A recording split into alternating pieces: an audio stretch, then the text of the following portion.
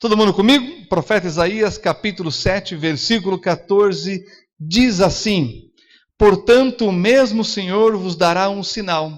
Eis que a virgem conceberá e dará à luz um filho, e chamará o seu nome Emanuel. Vamos orar? Deus de Abraão, Isaque e Israel, na tua santa e bendita presença estamos para rogar a direção do teu Espírito Santo sobre a exposição da tua palavra e a aplicação da mesma aos corações. Fala, ó Deus, e que todos aqui possam ser edificados na tua palavra através da exortação, da edificação e da consolação da mesma. É o que eu te peço e oro no nome do Senhor Jesus Cristo. Amém. Muito bem, irmãos, iniciando nesse texto, eu quero dizer o seguinte: tem algumas palavrinhas que saltam aos nossos olhos, elas são de grande significado profético, que aponta justamente para esse feito que é o Natal, ou seja, é um período singular. Essa celebração que nós fazemos no mês de dezembro, relembrando o nascimento do Senhor Jesus, dá um tom de uma atmosfera diferente dos outros meses. Você percebe, mesmo nesse mundo muito secularizado, hedonista, em que as pessoas estão numa busca individual a qualquer preço da sua felicidade, tem sacrificado tantas coisas, porém, no mês de dezembro, há sim uma sensibilidade no ar. As pessoas são um pouco mais sensíveis, mais misericordiosas, mais amorosas, um pouco mais pacientes, apesar de toda a dinâmica da nossa cidade, não é? Porque é o clima de Natal, é o mês de Natal, a gente vê a cidade sendo enfeitada, as casas, os prédios, as árvores, é uma das coisas que eu mais gosto, ver as árvores enfeitadas. É claro que dói o coração quando a gente passa aqui no Ibirapuera e vê uma árvorezinha que não é nem um terço daqui que já começou, né? Que já tivemos. E aí eles estão falando que é uma questão econômica, mas tudo bem. Mas pelo menos está lá alguma coisa, uma lembrança, não é verdade? Então você percebe que muda. Olha só as guirlandas que foram colocadas aqui, né? Também os nossos enfeites, esse nosso tempo especial de estarmos juntos, celebrando o nascimento do Senhor Jesus Cristo. Porém, irmãos, olha que interessante, esse texto que lemos, ele é tão singular que ele dá para a gente uma explicação importante. Por exemplo, ele diz que Deus vai dar um sinal, ou seja, ele vai manifestar como sinal de algo que não é comum. Aqui ele não está falando de um sinal que é ordinário, que a gente vê diariamente acontecendo, não. Ele está dando para a gente aqui um sinal que é extraordinário, que está no nível de milagres, de manifestações, de coisas miraculosas. E que sinal é esse? Uma virgem que vai conceber. Ora, isso não é possível. É claro que não. Na nossa capacidade humana, daquilo que Deus estabeleceu como lei, sabemos que não. Mas justamente o milagre é isso, é a interferência de Deus nas suas próprias leis, que Ele mesmo estabeleceu para manter o equilíbrio das coisas. Daí a gente entende a soberania de Deus. Ele é o Criador, Ele é o mantenedor, mas Ele, como Deus, Ele está acima da sua própria criação, e como Deus, Ele interfere na mesma, dizendo, vai acontecer algo sobrenatural. Assim como eu criei o homem do pó da terra, assim como eu criei a mulher da costela do homem, eu vou fazer com que a virgem conceba. Sabe por quê? Porque há uma profecia que o Messias, o Salvador, viria da semente da mulher e não da semente do homem. Olha que preciosismo que é a palavra de Deus. Séculos separam essa profecia da fala do profeta Isaías e mais 700 anos para o nascimento de Jesus Cristo. E daí você vê a precisão das Sagradas Escrituras. Irmãos, nós estamos falando com aquilo que é chamado de revelação. Só Deus pode revelar essas coisas. Só Deus pode dizer que essas coisas vão acontecer, porque só Ele é Deus. Eu não sei se você tem pensado ou percebido como a questão do feto, como diz Davi, o rei Davi, a formação do feto no ventre materno, os ossos, irmãos, como é que vai se formando e vai crescendo e se desenvolvendo os ossos no ventre? Assim como isso é um mistério para a ciência, como isso é um mistério de Deus, a vida é um mistério. E o que nós estamos celebrando nesse mês? A vida de Jesus, o seu nascimento, ou seja, a intromissão de Deus na humanidade. E é por isso que o profeta diz qual vai ser o nome, além de ser menino, ele diz, vai ser um filho. Ele diz qual nome ele vai ter. Qual que é o nome? Emanuel. E o que significa Emanuel? Deus conosco. É realmente um outro nível que nós estamos falando aqui. É a revelação do Deus Todo-Poderoso. E hoje, essa semana, irmãos, que findou, eu recebi uma frase de um grande cristão no passado, líder cristão evangélico, e ele fala o seguinte, que apesar de Deus te conhecer mais do que você mesmo, e quando ele diz te conhecer, ele está identificando todos os seus pecados, os seus problemas, as suas dificuldades, as suas falhas, transgressões e pensamentos, ainda assim ele te ama, mesmo sabendo dessas coisas, ao ponto de tomar a forma humana, sem pecado, para te salvar. Esse é o amor de Deus, é o nascimento de Jesus, nasceu como um nenenzinho, como um bebezinho. E irmãos, cá entre nós, o melhor da nossa confraternização é a hora do sorvete, quando a gente vê as crianças tomando sorvete. É a coisa mais linda que tem, não é verdade? E eles vão chupando a mão, e caem, mas o sorvete está firme, e eles querem mais um, e é uma delícia, é uma diversão, e eu fico olhando e me maravilhando com aquilo, dizendo, olha que beleza que é ser criança. Agora imagina, pensa comigo, o Senhor Jesus veio como bebê, ele passou essas coisas. Não é tremendo isso? Isso é um mistério de Deus, do amor de Deus sobre as nossas vidas. Avançando ainda nessa parte da introdução, deixa eu dizer uma coisa para vocês. A chegada de um filho demanda preparo. O nascimento de Jesus foi preparado antes da fundação do mundo. Vá comigo agora para Hebreus. Hebreus capítulo 9, versículo 26, e preste atenção nessa leitura, porque está mostrando essa dinâmica divina do preparo antecipadamente para esse grande feito, esse grande sinal que aconteceu. Hebreus capítulo 9, e nós vamos ler o versículo 26, depois vamos ler também em Pedro, um outro texto que vai corroborar com esse pensamento, mostrando essas coisas que só se encontram nas Sagradas Escrituras. Hebreus capítulo 9, versículo 26, acompanhe comigo a leitura. De outra maneira, necessário lhe fora padecer muitas vezes, desde a fundação do mundo. Mas, agora, na consumação dos séculos, uma vez se manifestou para aniquilar o pecado pelo sacrifício de si mesmo. De quem está falando? De Jesus. Vocês estão percebendo aí? A fundação do mundo está aqui, mas também a consumação dos séculos. É por isso que o apóstolo Paulo vai dizer que na plenitude dos tempos, Deus enviou o seu Filho, nascido de mulher, nascido sob a lei. Avança aí as páginas e vá comigo agora para 1 Pedro, capítulo 1, versículo 20. A epístola do apóstolo Pedro, na sua primeira epístola, capítulo 1, versículo 20, ele está falando do mesmo tema, ou seja, da redenção divina, preparado antecipadamente, e é claro, para que ele pudesse morrer na cruz, ele primeiro teria que ter nascido.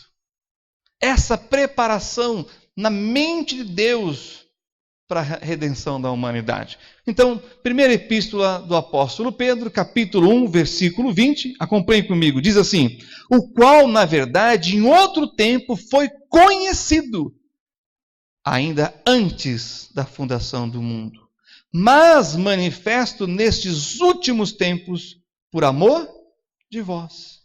Irmãos, está dividido em duas partes aqui. A última parte diz em relação a nós, ou seja, é para o nosso conhecimento. Mas e a primeira parte? Era para o conhecimento de quem?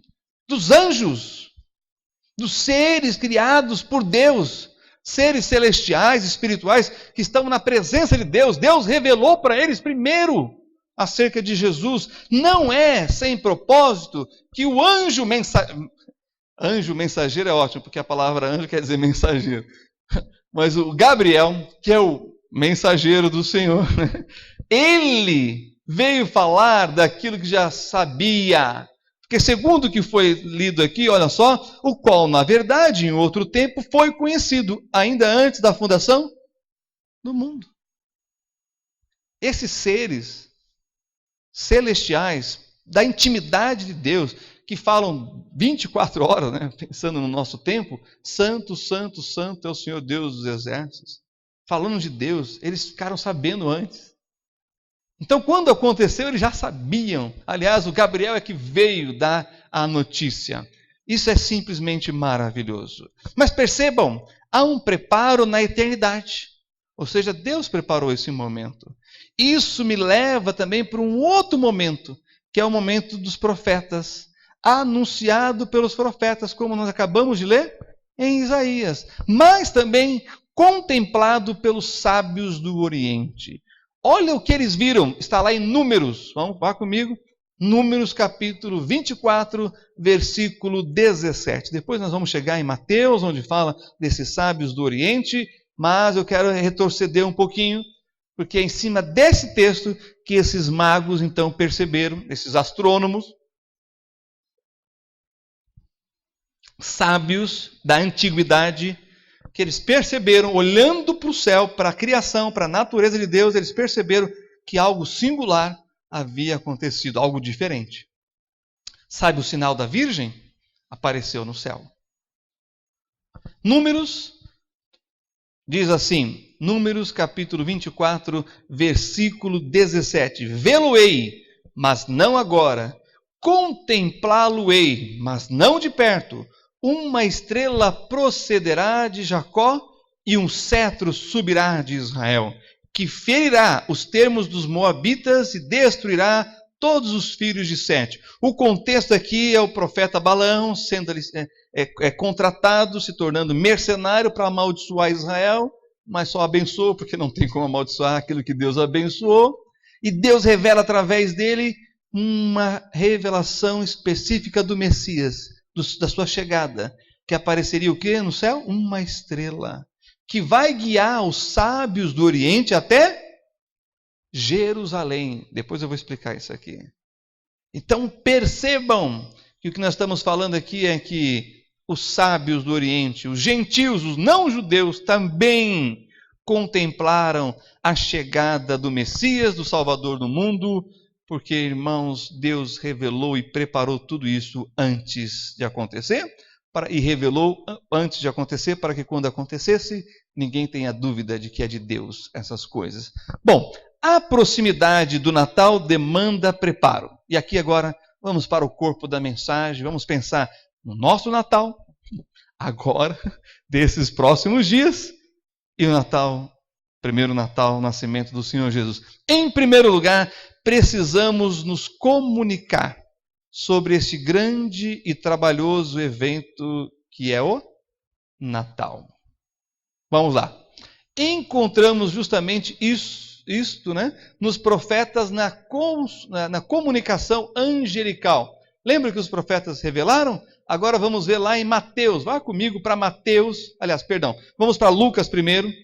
Nós vamos transitar entre Mateus e Lucas, mas vamos começar agora com Lucas. Porque, primeira coisa, o anjo Gabriel, ele tem que comunicar isto para Maria, que é a primeira envolvida, no Natal, no nascimento do Senhor Jesus. Mas pensa bem, vá anotando aí, o que é necessário para um bom preparo para o Natal? Se comunicar. Comunicar-se com quem?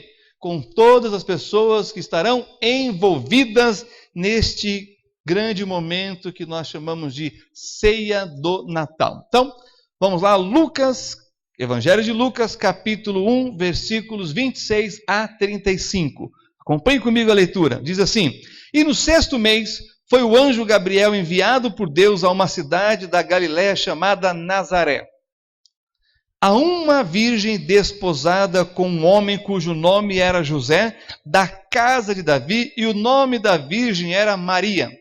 E vindo o anjo até ela, disse: Salve, agraciada, o Senhor é contigo, bendita és tu entre as mulheres. E vendo-o ela, turbou-se muito com sua palavra e considerava que saudação seria essa. É claro que o anjo não apareceu com um par de asas nem de 3 metros de altura, porque senão ela não ficaria no diálogo ali. Ela ia, com certeza, acho que ela ia sair correndo. Você não? Um ser assim, 3 metros de altura com um par de asas, é meio impressionante isso aí. Porém, a fala dele, ou seja, a comunicação, deixou ela perturbada. O que é isto? E o versículo 30 diz: Disse-lhe então o anjo: Maria, não temas, porque achaste graça diante de Deus. E eis que em teu ventre conceberás e darás à luz um filho, e chamarás o seu nome Jesus. Quem é o nome do Deus conosco? Jesus. Lembra lá do profeta? 32. Este será grande, será chamado Filho do Altíssimo, e o Senhor Deus lhe dará o trono de Davi, seu pai. Perceba que a comunicação aqui da parte do anjo está ok. Por quê? Ele reconhece que Maria é da casa de Davi, portanto, sucessora direta ao trono. Ele reconhece que ela é agraciada, ou seja, que ela foi escolhida para isso, entre tantas, não é? E ele também diz que o menino vai se chamar Jesus. Por quê? Porque ele vai salvar. Jesus quer dizer Salvador. Vai salvar o seu povo, depois nós vamos ver isso. E mais, que ele reinará eternamente, versículo 33, na casa de Jacó, e o seu reino não terá fim. Olha que impressionante isso daqui, porque ele coloca num futuro, irmãos, mas não é num futuro imediato, é num futuro um pouco mais distante do que a gente está acostumado. Tem coisas do tipo assim, não, nós vamos nos ver no dia 29, é futuro, mas ainda é próximo. Mas se eu disser daqui a 50 anos, é essa a ideia aqui. Ele vai reinar, mas não agora. É mais para frente. Porque antes ele tem que resolver um problema. Seu, meu, nosso. Por isso que o nome dele é Jesus. Ele tem que resolver o problema do pecado, da humanidade. Avança comigo, olha só o versículo 34, que vem a parte de uma conversa, e agora é a vez de Maria, não é? E disse Maria ao anjo: como se fará isto, visto que não conheço homem algum? Ou seja, não casei ainda, espera aí. Calma aí, que história é essa? E respondendo o anjo, disse-lhes: descerá sobre ti o Espírito Santo, e o poder do Altíssimo te cobrirá com a sua sombra. Por isso também o santo que de ti há de nascer será chamado Filho de Deus. Olha essa informação.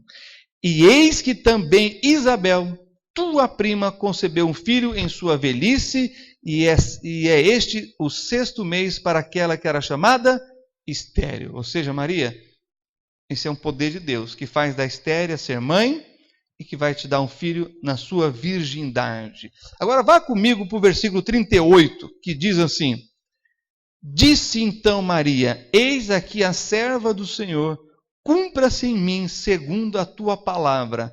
E o anjo ausentou-se dela. Ele só deixou Maria porque ele tinha entendido que ela compreendeu o que ele havia falado. Então, segredo para um bom Natal este ano: se comunique com as pessoas. Confirme e reconfirme se cada um entendeu o que está sendo falado. Aquilo que vai ser preparado para o Natal. Tá certo? Mas não é só uma das partes. Tem a outra parte. Quem que é? José. Vá comigo para Mateus, capítulo 1, versículo 18 a 25. Então, agora o Evangelho de Mateus, né? Capítulo 1, versículos 18 a 25. Primeiro segredo para ter sucesso neste Natal, preparar o Natal, é se comunicar. Deus está comunicando com Maria, Deus vai comunicar com José, ambos se comunicarão e o Natal será um sucesso, trazendo para a vida, para a existência, né? Para este mundo, o Senhor Jesus como um bebezinho. Então, Mateus capítulo 1, versículo 18 a 25, diz assim: ora, o nascimento de Jesus Cristo foi assim, que estando Maria, sua mãe, desposada com José, antes de se ajuntarem, achou-se ter concebido do Espírito Santo. Então José, seu marido, sendo justo e a não queria infamar, intentou deixá-la secretamente. Sabe o que quer dizer isso aqui? Se ele alegasse qualquer coisa, por exemplo, não, essa minha futura esposa, minha noiva, tá com uns desejos estranhos, está tendo enjoo e está aumentando o peso. Coisas características da gestação. Ele falou: opa, se eu falo isso e vão levar a fazer um teste e ela realmente está grávida e não casamos, sabe o que pode acontecer com ela? Apedrejamento. morte por apedrejamento. Isso aqui é traição, porque adultério, porque legalmente eles já estavam sendo considerados como casados, eles já tinham passado no cartório, no fórum da cidade, só estavam esperando o dia de oficializar o casamento. Olha só, e aí então nós temos o versículo 20. E pensando nisto, eis que em sonho lhe apareceu um anjo do Senhor dizendo: José, filho de Davi, não temas receber a Maria, tua mulher, porque o que nela está gerado é do Espírito Santo. E dará à luz um filho e chamará o seu nome. Mesma comunicação, ó, não é outro nome não, é o mesmo, Jesus. Porque, agora vem a informação, porque ele salvará o seu povo dos seus pecados.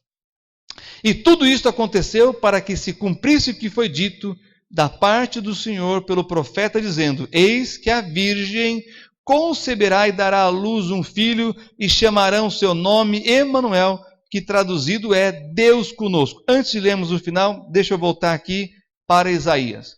Por que ele está citando Isaías? Primeiro, depois nós vamos falar sobre isso, eu só acreditaria num anjo que falasse da parte de Deus, as coisas de Deus, que tem embasamento na palavra de Deus. Entenderam? Tem muitas revelações aí, irmãos, que não é de Deus.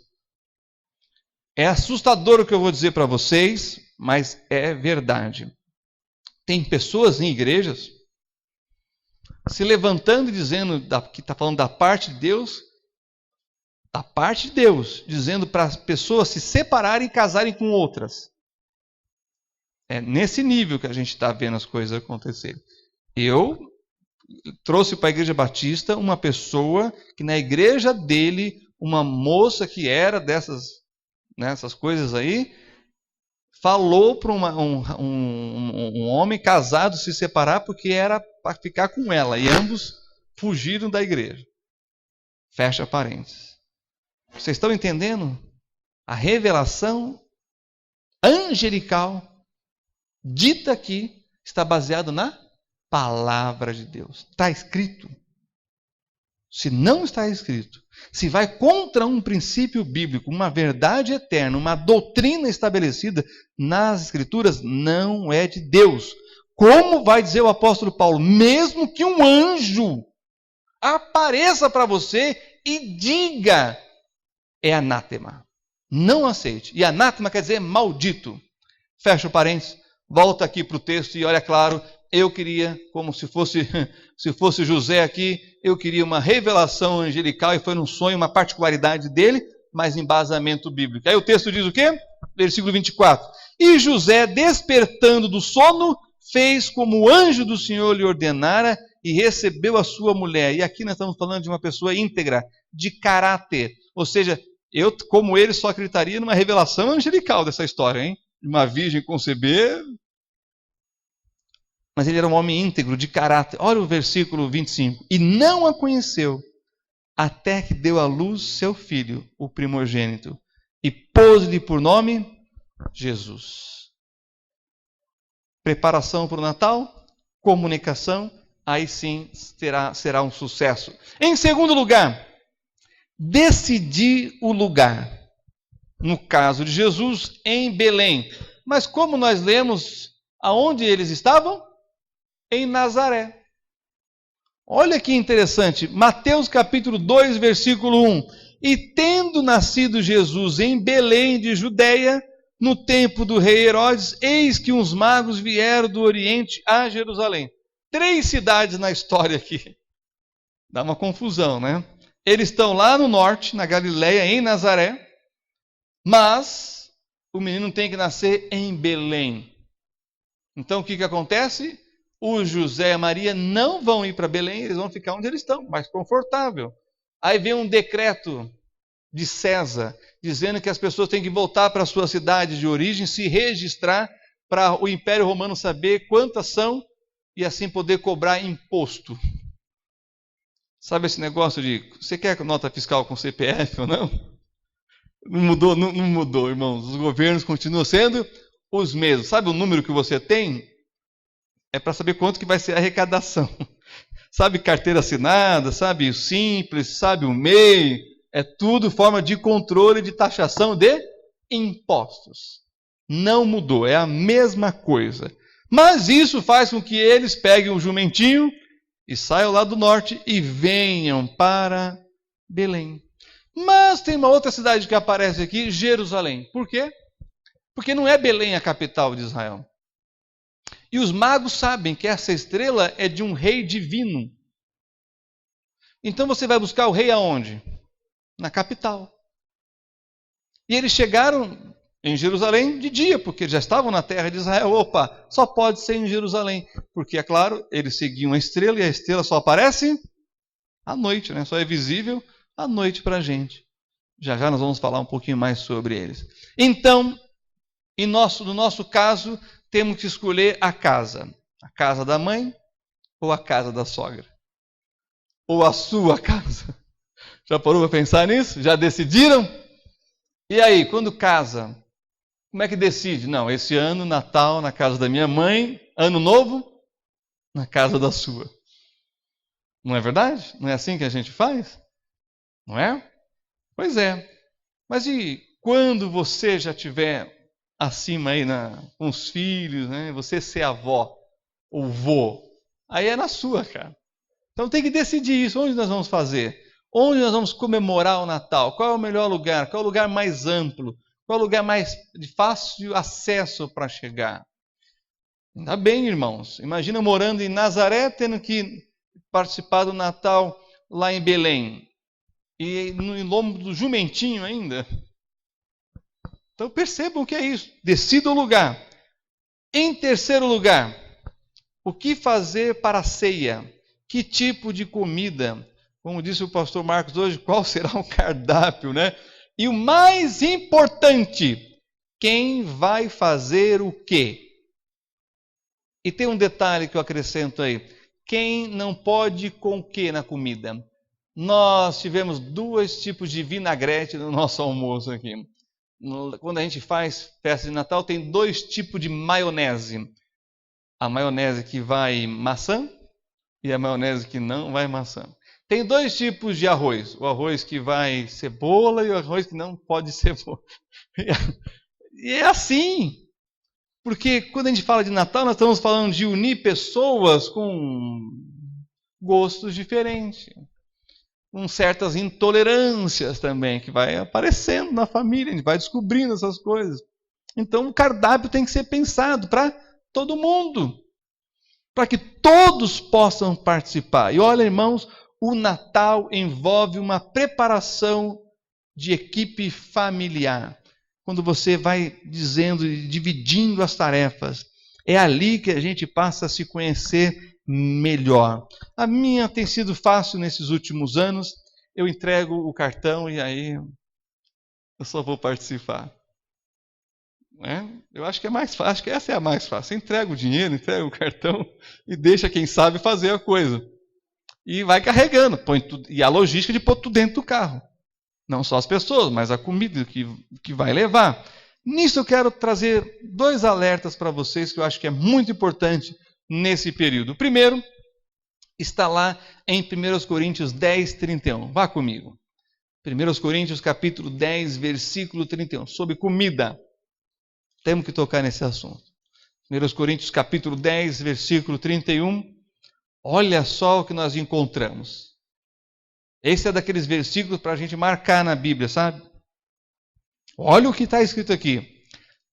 1 Coríntios capítulo 10, versículo 31. Portanto, quer comais, quer bebais, ou façais qualquer outra coisa, ou cozinhar, ou preparar, ou estar junto, né? Fazei tudo para a glória de Deus. Se você tiver esse propósito nesse seu ajuntamento natalino, as coisas vão acontecer como deve acontecer. Quando a glória de Deus é a prioridade na sua vida, no seu trabalho, na sua dedicação, no seu esforço, as coisas acontecem e traz alegria e satisfação. Quer comais, quer bebais ou façais qualquer outra coisa, façais tudo para a glória de Deus. Agora avança um pouquinho mais e vamos lá para Filipenses. Filipenses, eu quero ler o capítulo 3, versículo 19. Esse é o alerta, hein? Eu quero que todo mundo leia isso aqui é importante. O Senhor está usando o apóstolo Paulo para fazer várias advertências, chamando atenção para várias questões, e ele vai dizer nessa porção aqui algo que é nessa temática da comida. Olha só o que ele vai dizer. Filipenses 3,19. Cujo fim é a perdição. Opa, mas ele está falando daqueles que são inimigos de Cristo. Porém, olha o que ele acrescenta. Cujo Deus é o ventre, e cuja glória é para a confusão deles, que só pensam nas coisas terrenas. Guardaram aí a parte que nos interessa? Que o ventre não seja um Deus na sua vida, principalmente nessa época de muita fartura. Porque a gula é pecado. Comer além do que nós precisamos, ou podemos e devemos, é um sério risco. Corremos em acabar desobedecendo a Deus. Então, espero que vocês tenham entendido.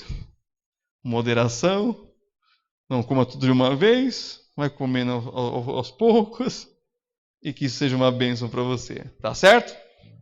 Não ouvi um amém, mas vamos seguir em frente. Quando...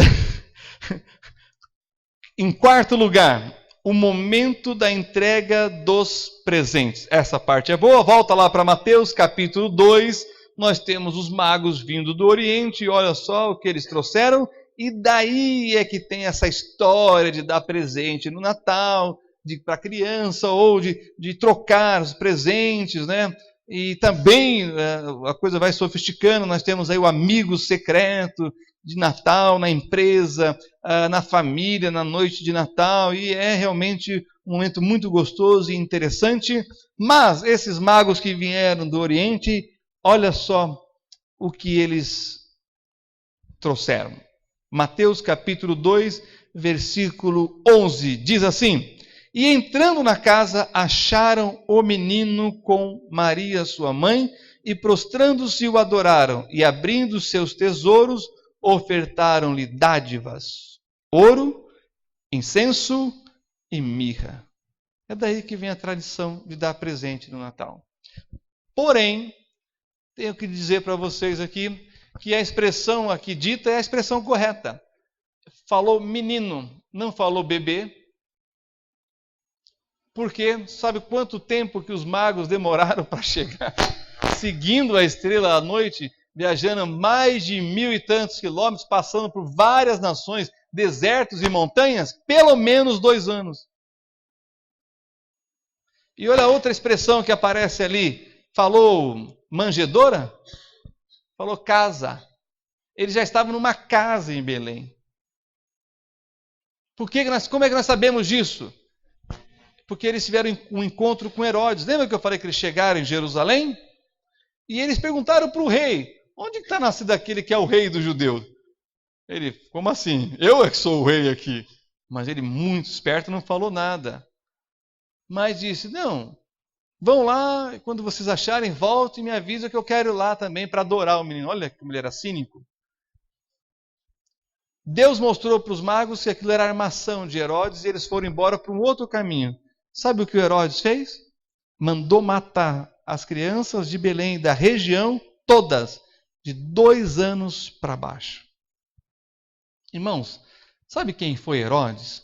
Por ciúmes e essa coisa de gente realmente perturbada, ele mandou matar os próprios filhos dele. E eu não sou muito assim, eu não tenho muita paciência com Herodes, principalmente porque um dos filhos que ele mandou matar chamava-se Alexandre. Aí não dá. Aí eu fiquei muito mais, eu já não gostava dele. Agora a relação piorou. E pior, ele mandou matar a própria esposa.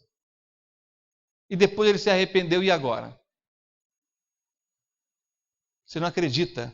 Os servos dele acharam uma outra mulher, a esposa dele era judia, chamada Miriam, parecida com a mulher dele. E ela casou à força com ele. E aí ela vai ter filhos com ela.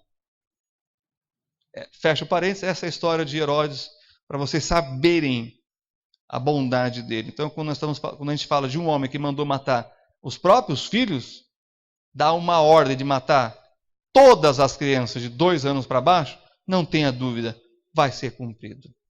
Ele era terrível. Terrível esse homem.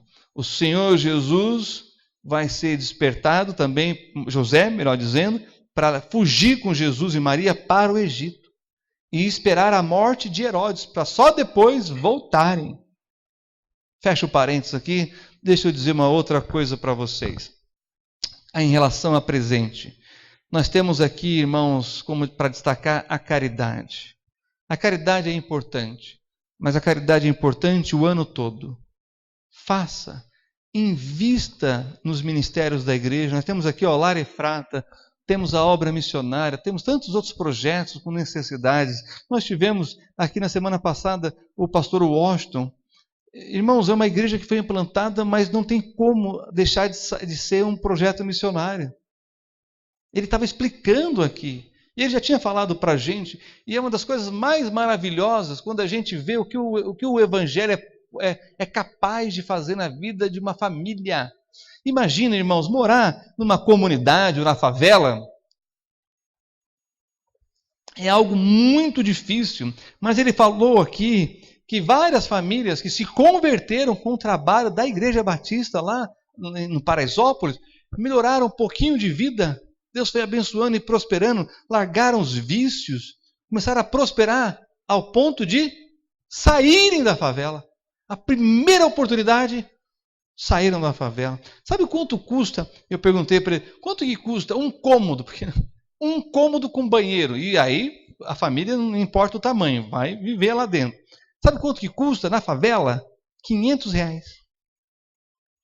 Agora, aquelas partes que é para o comércio, eu falei, quanto que custa? R$8.000 um aluguel daquilo. Para os comerciantes dentro da favela. É um negócio assim, à parte, uma realidade que a gente não conhece. Então, a caridade tem que ser feita. Mas faça com as instituições certas. Faça com os ministérios da nossa igreja e de trabalhos de outros ministérios da Igreja Batista. Porque você sabe que vai ser bem aplicado o ano todo.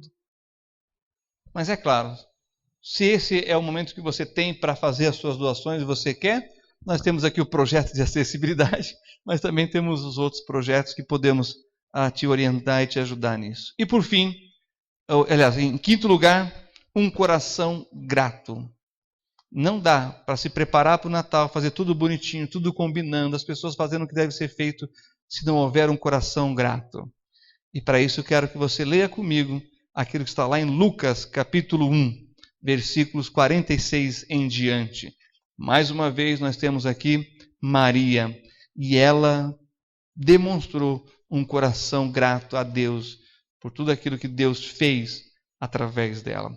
Acompanhe comigo Lucas capítulo 1, versículo 46, que diz assim: Disse então Maria, a minha alma engrandece ao Senhor, e o meu espírito se alegra em Deus, meu Salvador, porque atentou na baixeza de sua serva, pois eis que desde agora todas as gerações me chamarão bem-aventurada, feliz, porque me fez grandes coisas o poderoso, e santo é seu nome, e a sua misericórdia de geração em geração, sobre os que o temem. Com o seu braço agiu valorosamente, dissipou os soberbos no pensamento de seus corações, depôs dos tronos os poderosos, e elevou os humildes, encheu de bens os famintos, e despediu vazios ricos, auxiliou a Israel seu servo, recordando-se da sua misericórdia, como falou a nossos pais, para com Abraão e a sua posteridade para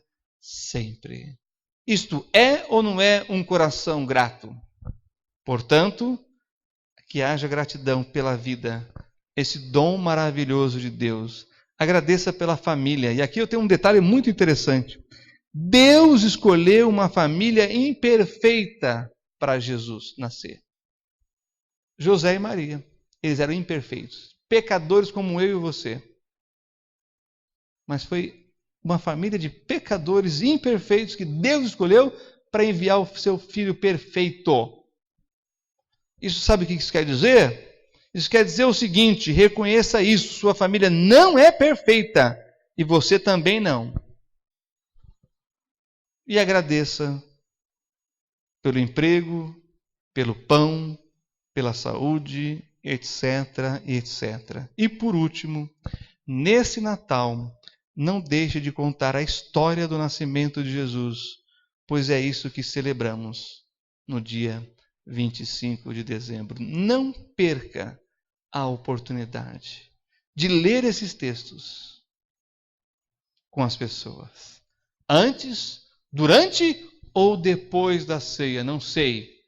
Mas leia, abra sua Bíblia, porque, irmãos, é muito triste, mas tem muitas famílias que não sabem o que estão comemorando nessa época. Eles percebem que há um clima diferente, eles percebem que a atmosfera muda, as pessoas mudam, mas eles não sabem por quê. Abra a Bíblia e leia. Pastor, eu não sei o que falar, não fala nada, só leia. Leia a história do primeiro Natal. Se hoje nós comemoramos os nossos aniversários, damos presentes, paramos para pensar nisso, de valorizar através de um mimo, de algo singelo, uma lembrança, é porque na história do nascimento de Jesus isso aconteceu. E é claro, irmãos, se você não sabe o que dá, temos uma mesa ali cheia de Bíblias para você abrir e ler a história do Natal. Feche seus olhos, abaixe sua cabeça.